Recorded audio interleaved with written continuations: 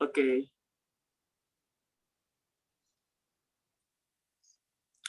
Eh, Assalamualaikum warahmatullahi wabarakatuh. Perkenalkan, kami dari kelompok 8 akan mempresentasikan hasil dari pengolahan makalah kami yang berjudul Analisis Pengaruh Peningkatan Level Grup Kakao dalam Pakan Komplit Terhadap Konsumsi Bahan Kering Kambing Jantan menggunakan rancangan bujur sangkar Latin. Kami dari kelompok 8 yang beranggotakan saya sendiri, Gaustika Alpandi, kemudian ada Ilham Darussalam, ada Tria Mahardita Febiliani, dan Hadi Prayogi. Selanjutnya kami akan menjelaskan mengenai bab 1, yaitu pendahuluan.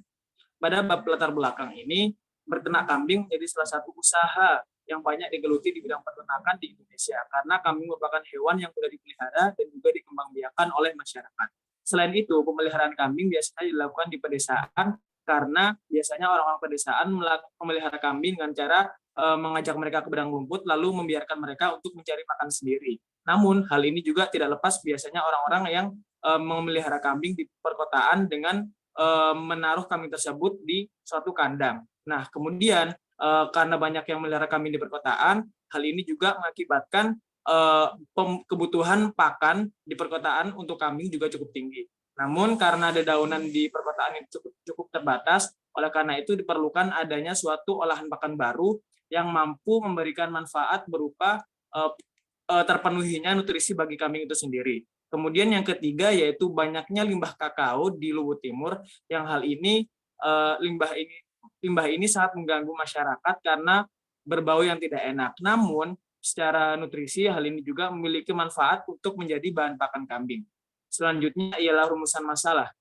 Dari latar belakang kami terdapat 2 rumusan masalah. Yang pertama, apakah pemberian tingkat pakan yang berbeda pengaruhi konsumsi kambing? Kemudian yang kedua, bagaimana efektivitas pemberian tingkat pakan yang berbeda terhadap konsumsi kambing?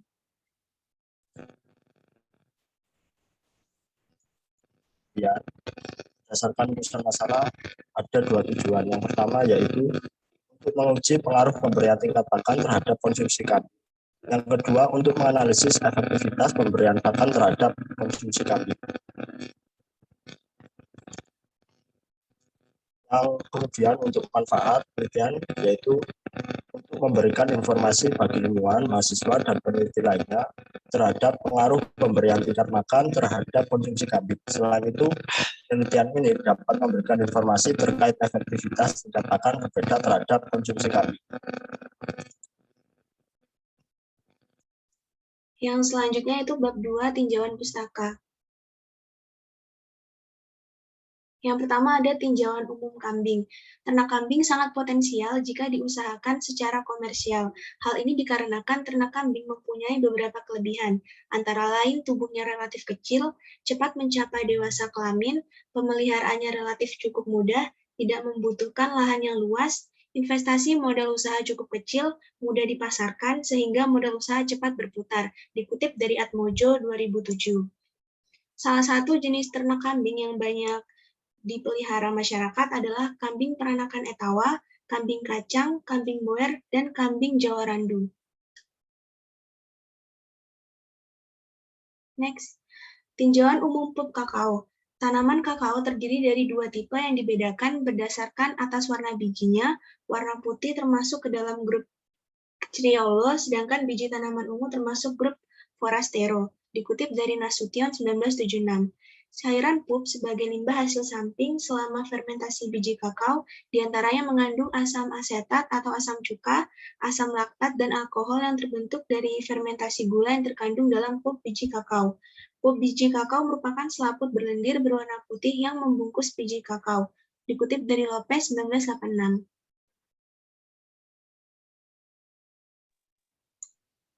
Oke, selanjutnya adalah pakan komplit.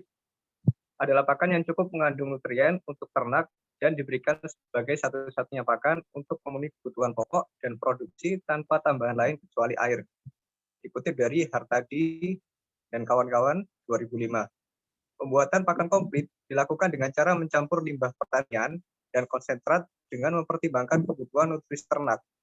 Dikutip dari Juzaimi 2002. Keuntungan pembuatan pakan komplit yaitu meningkatkan efisiensi dalam pemberian pakan. Hijauan yang palatabilitas rendah setelah dicampur dengan konsentrat dapat mendorong meningkatnya konsumsi. untuk membatasi konsumsi konsentrat karena harga konsentrat yang mahal, serta memudahkan ternak merasa kenyang. Dikutip dari Yani 2001. Konsumsi bahan kering. Konsumsi adalah faktor esensial yang merupakan dasar untuk hidup dan menentukan produksi. Konsumsi merupakan faktor penting dalam menentukan jumlah, defisiensi, produktivitas, ruminansia, di mana ukuran tubuh ternak sangat mempengaruhi konsumsi pakan. Dikutip dari Elita 2006. Konsumsi pakan adalah selisih antara pemberian pakan dengan sisa pakan. Dikutip dari Purbowari tahun 2007. Jumlah bahan kering pakan yang dapat dikonsumsi oleh satu ekor ternak selama 1 hari perlu diketahui. Konsumsi bahan kering tergantung dari hanya hijauan saja yang diberikan atau bersamaan dengan konsentrat. Konsumsi bahan kering pada ternak kambing pada umumnya adalah 3-3,8% dari berat badan. Dikutip dari Tarigan 2009.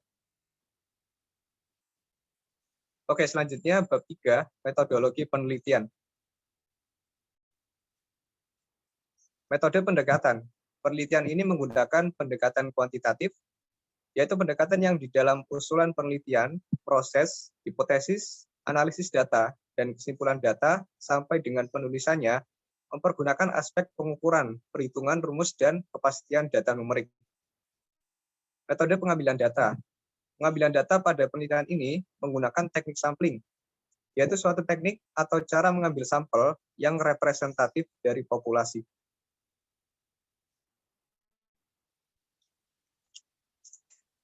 Selanjutnya sumber data. Kami menggunakan data dari skripsi oleh Wiwin Elvianti dari Universitas Hasanuddin Makassar. Jenis datanya adalah data sekunder. Populasinya adalah kambing jantan berumur 4 bulan sampai dengan 1,5 tahun dari Fakultas Peternakan Universitas Hasanuddin Makassar. Sedangkan sampelnya adalah 4 ekor kambing jantan dengan jenis yang berbeda dari Fakultas Peternakan Universitas Hasanuddin Makassar. Variabel penelitian. Yang pertama adalah variabel bebas. Dalam penelitian ini adalah kadar pul kakao pada ransum ternak. Sedangkan variabel respon adalah konsumsi bahan kering. Rumus dari konsumsi bahan kering menurut Haris 1970 adalah sebagai berikut. Keterangannya adalah KBK konsumsi bahan kering, BK adalah bahan kering.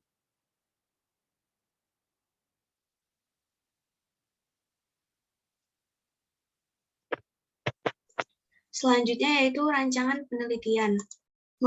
Kami menggunakan rancangan percobaan bujur sangkar Latin atau RBSL 4x4 yang terdiri dari 4 perlakuan dan 4 repetisi atau periode. Untuk perlakuannya sendiri, yaitu ada P0, ransum komplit yang mengandung pulp kakao sebesar 0%, P1 yaitu ransum komplit yang mengandung pulp kakao sebesar 5%, P2 yaitu ransum komplit yang mengandung pulp kakao 10%, dan P3 ransum komplit yang mengandung pulp kakao 15%.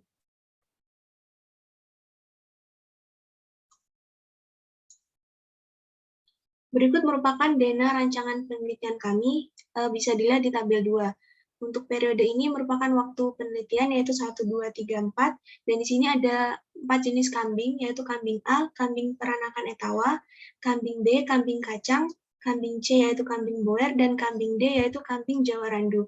Dan di sini diberikan perlakuan yang berbeda.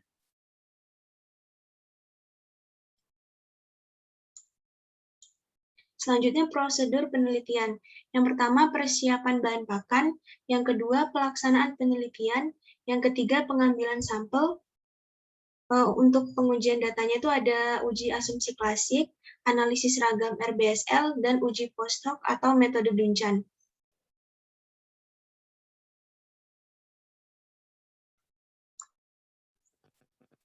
Kemudian untuk bab 4, hasil dan pembahasan.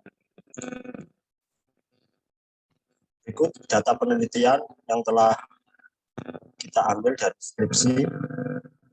Di sini ada 4 jenis kambing dan 4 periode, dan ini adalah responnya. Yang pertama yaitu kita lakukan uji normalitas. Dengan hipotesis 0, EIC berdistribusi normal, H1 yaitu EIC tidak berdistribusi normal. Berdasarkan hasil uji SPSS, maka didapat tabel seperti berikut. Diperoleh nilai sig2 Taillet atau p-value-nya sebesar 0,2. Karena nilai asymptote Taillet sama dengan 0,2 lebih besar dari alfa yaitu 0,05, maka diperoleh keputusan H0 diterima, sehingga dapat disimpulkan bahwa data pengamatan berdistribusi normal dan asumsi terpenuhi. Kemudian kita lanjut menguji homogenitas varian. Hipotesis dari uji ini yaitu H0 EIC mempunyai varian homogen.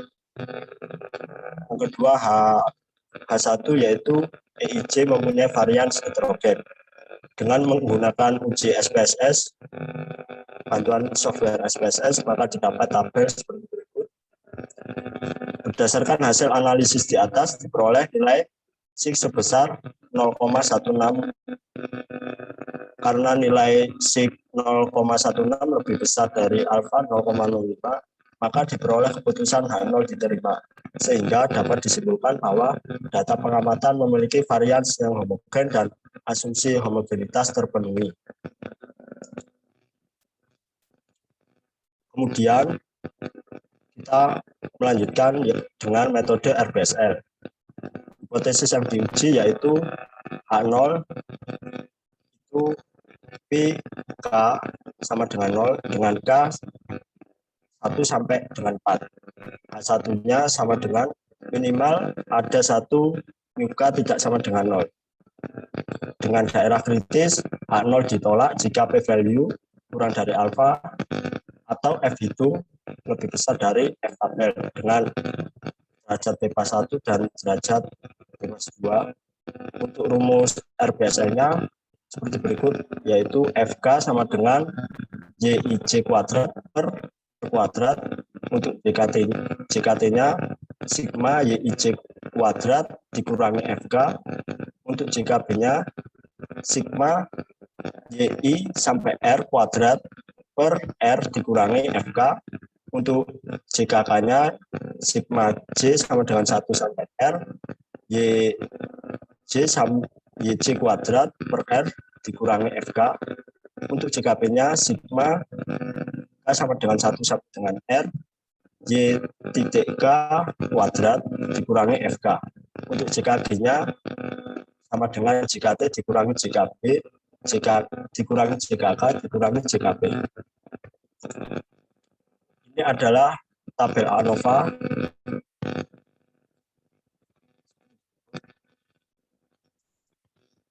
dengan melakukan perhitungan manual. Dapat FK-nya sebesar 2128848,78. Untuk JKT-nya 267749014. Untuk JKB-nya 9024,49707. Untuk JKK-nya didapat 24748,87307. Untuk JKP-nya didapat 74371,99227. Kemudian JKG-nya dapat 7206360364899.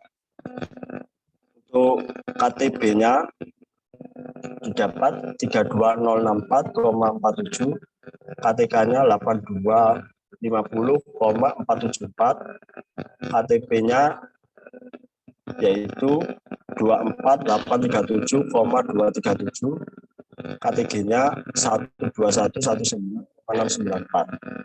Kemudian nilai F hitungnya, F hitung baris didapat 2,646, untuk F hitung kolom didapat 0,681 dan F hitung perlakuan didapat 2,049. Baik, selanjutnya ialah analisis metode RBSL. Jadi berdasarkan output SPSS yang dihasilkan bahwa dapat dilihat sig to tail dari perlakuan adalah 0,209 yang artinya lebih besar dari H0 maka dapat disimpulkan menerima HN0 atau perlakuan tidak memiliki pengaruh terhadap respon, yaitu responnya berupa tingkat konsumsi bahan pakan kambing. Kemudian bila melihat pengaruh periode yang sebesar 0,595, bahwa periode tidak berpengaruh terhadap tingkat konsumsi bahan pakan kambing. Selanjutnya, bila pengaruh dari kolom atau pengaruh dari jenis kambing berbeda dapat dilihat sebetulnya sebesar 0,143, yang artinya pengaruh jenis kambing tidak berpengaruh terhadap tingkat konsumsi bahan pakan kambing. Kemudian yang terakhir adalah uji Duncan.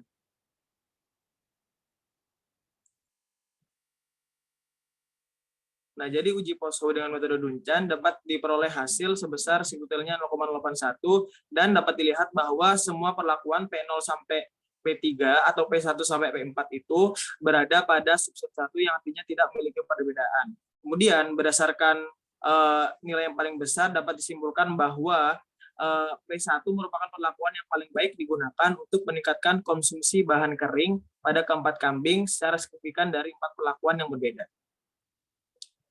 Yang terakhir ialah bab kelima penutup. Yang pertama, kesimpulan.